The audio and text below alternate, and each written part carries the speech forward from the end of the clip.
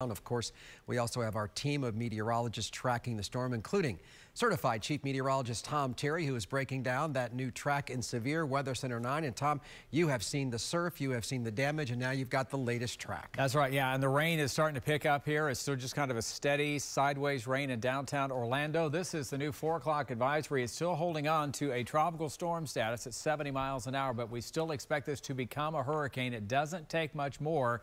We don't have an aircraft in the area now, a hurricane recon, so we don't have that on the spot observation, but it's only about 154 miles on the southeast side of the St. Lucie County area. Moving west, it'll start curving a little more north of due west, and right now we're getting some pretty good downpours coming through. And where we see the brighter colors here, yellow, oranges, reds, that is heavier rain, which takes that wind at a few thousand feet falling out of the clouds and brings it to the ground. So when you get into that heavy rain, that's where the squally winds are as well. So it'll be on and off through tonight. But this is just the warm-up act of what's going to be a very busy overnight across Central Florida here during the late night hours. This is the new track. They didn't change it much. If anything, they tweaked it a little bit farther north, and this is closer to where our forecast model has been showing it coming ashore here, right between Indian River and St. Lucie County. But this is a very large storm, so any tweaks north and south on the track is really not going to have a whole lot of difference for us. So that's 1 o'clock in the morning approaching the coast.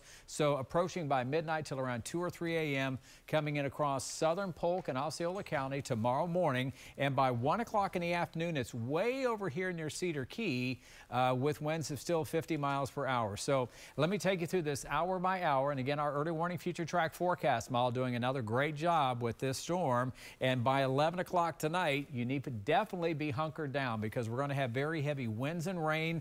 Where we see the yellows, the reds are going to be very, very heavy rain. That's why our flood threat's going to go up overnight tonight. And here you see the forecast showing it a Cat 1 coming ashore near Fort Pierce, but our model is just a hair farther north.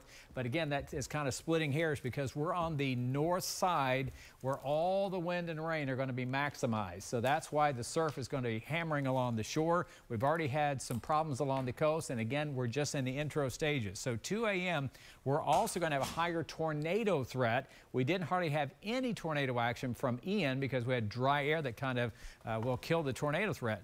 Not the case this time. We're going to have a higher tornado threat overnight tonight through 6 o'clock in the morning. Our forecast model actually has the center closer to Kissimmee St. Cloud and maybe just a bit farther south. And then we're still moving this to the west. So a very stormy night into at least mid-afternoon tomorrow. Greg? All right, Tom, we'll check right back in.